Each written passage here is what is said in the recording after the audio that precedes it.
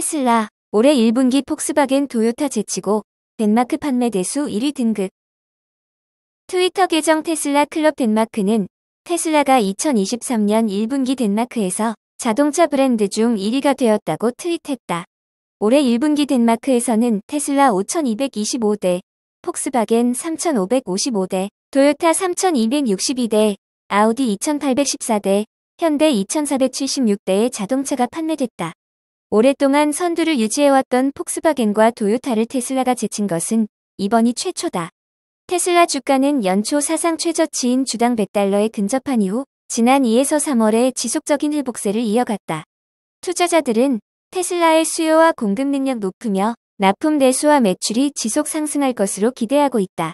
이러한 테슬라의 성공을 뒷받침하는 지표가 덴마크에서도 확인된 것이다. 한편 트위터 유저 마티아스 폰츠는 테슬라 모델 Y가 덴마크에서 역대 월간 판매량이 가장 높은 차량에 등극했다고 트윗했다. 테슬라는 올해 3월 모델 Y 3,209대를 판매했다. 역대 덴마크 월간 차량 판매 기록을 살펴보면 2020년 7월 포드의 쿠가 1,688대, 2012년 12월 폭스바겐의 업 1,642대였다. 애플, 디즈니 인수된 기업 가치 25% 상승. 월가에서 애플과 디즈니의 인수합병설이 다시 제기됐다. 두 회사의 M&A설은 2000년대 초반부터 월가에서 심심찮게 나온 이야기다. 디즈니를 인수할 경우 애플의 기업 가치가 최대 25% 오를 것이라는 전망이다. 미국 투자은행 리덤은 지난달 30일 애플 주식의 매수 의견과 함께 목표 주가로 $170를 제시했다. 리덤은 투자 의견과 함께 애플의 디즈니 인수 전망을 담은 보고서도 함께 내놨다. 로라 마틴 리덤 애널리스트는 애플이 디즈니를 인수하면 기업 가치가 15에서 25% 오를 것이라며 두 기업은 따로 있을 때보다 함께할 때 더 가치가 있다고 주장했다. 애플 주가는 뉴욕 증시에서 지난달 31일 전일 대비 1.56% 오른 $164.90에 장을 마쳤다. 연초 주가보다 31.85% 올랐다. 리덤은 애플이 디즈니 인수를 제안한 이유로 두 기업의 두꺼운 팬층을 첫손으로 꼽았다. 양사 고객의 브랜드 충성도가 높은 만큼 하드웨어 플랫폼 강자인 애플과 콘텐츠 강자인 디즈니가 각자의 영역에서 서로의 상품 수요를 끌어올릴 것이란 설명이다.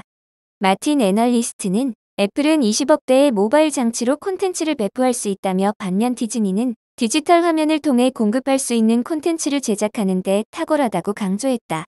기업 문화가 비슷하다는 점도 인수 주장의 근거가 됐다. 애플과 디즈니는 모두 각자 업계에서 브랜드 이미지를 최우선으로 두고 의사를 결정하는 조직으로 알려져 있다. 양질의 상품을 고가에 공급해 이익률을 늘리는 데 초점을 두고 있다는 점도 비슷하다. 리덤은 세계 최대 소비 시장인 중국에 대한 양사의 노출도가 비슷하다는 것도 인수 주장의 근거로 들었다. 디즈니 인수설은 스티브 잡스가 애플의 최고 경영자로 있던 2000년대 초반부터 월가에서 언급되었다.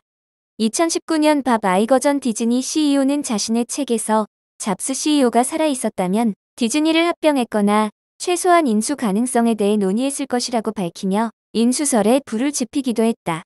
디즈니는 2006년 애플 산하의 픽사를 $74억 인수한 전력이 있다. 지난달 31일 기준 애플의 시가총액은 2조 6,090억가량으로 디즈니의 14배를 웃돈다. GM, 애플 버리고 구글 택했다. 미래 경쟁사의 견제고. 미국 자동차 업체 제너럴 모터스의 미래 전기차에 애플 카플레이가 아닌 구글의 안드로이드 오토 인포테인먼트 시스템이 기본으로 장착된다. GM이 미래 전기차 개발에서 애플을 버리고 구글과 손잡기로 한 데 따른 것이다. 이에 애플 아이폰과 GM 전기차를 연동시키려면 별도의 조작이 필요하게 됐다. CNN은 GM이 애플 대신 구글과 손잡기로 했다면서 이같이 보도했다. GM의 이번 결정은 잠재적인 경쟁자인 애플 대신 구글과 협력해 시스템을 개발하겠다는 판단에 따른 것으로 보인다. 애플은 아직 구체적인 계획을 내놓지는 않았지만 자체 전기차 생산을 계획하고 있다. 청사진은 나왔지만 구체안은 아직은 없다. GM은 2024년형 쉐보레 블레이저부터 스마트폰 미러링 기본 시스템을 구글 안드로이드 오토로 장착한다. 카플레이에서 안드로이드 오토로 바꾸면 GM은 자사 고객들의 주행 정보, 전기차 충전 정보 등을 더 많이 얻을 수 있다. GM은 구글과 손잡고 미래 전기차 기본 장착, 내비게이션과 인포테인먼트 시스템을 설계하고 있다. GM은 이미 2019년부터 구글과 공동으로 인포테인먼트 시스템을 개발해왔다. 이전에 비해 차량과 더 긴밀하게 통합된 시스템을 구축하는 것이 목표였다. GM은 아울러 구글과 인포테인먼트 시스템을 공동 개발하면서 정기적인 매출이 뒤따르는 구독 서비스에서도 속도를 낸다는 전략이다. 구독 서비스는 점차 전기차에서 중요한 수익원으로 부상할 것으로 기대를 모으는 분야다. 전기차 업체가 단순히 하드웨어 업체가 아닌 소프트웨어로 탈바꿈하는 과정을 도울 핵심 분야다. 메리 바라 GM 최고 경영자는 2030년까지 구독 서비스 연간 매출 규모를 200억에서 250억 달러로 끌어올리는 것을 목표로 하고 있다. GM은 픽업 트럭 등을 제외한 일반 승용차는 2035년까지만 내연기관 자동차를 생산하고 이후에는 전기차만 생산할 계획이며 이 계획에서 중요한 수익 창출원이 바로 구독 서비스다. 구글 안드로이드 오토가 장착된 GM 전기차를 구입하면 구글 지도와 구글의 음성 명령 시스템인 구글 어시스턴트를 8년간 추가 비용 없이 이용할 수 있다고 GM은 밝혔다. 또 지금은 스마트폰을 거쳐야 들을 수 있는 스포티파이 음악 서비스, 오더블을 비롯한 기타 음악 스트리밍 서비스도 전기차에서 직접 들을 수 있다고 GM은 덧붙였다. 한편 GM은 내연기관 자동차에는 지금처럼 애플 카플레이와 안드로이드 오토가 계속해서 함께 장착된다고 밝혔다. 그저 작은 구멍가게였을 뿐. 문 닫는 아마존 고 가보니.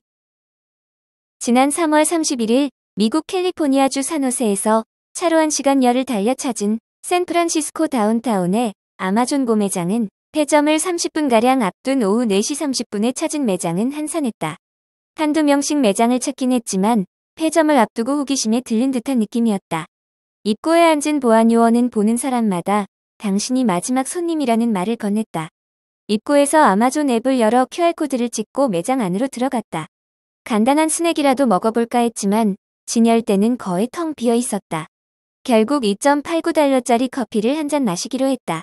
커피는 스타벅스 원두를 사용하고 사이즈에 관계없이 가격은 모두 같았다.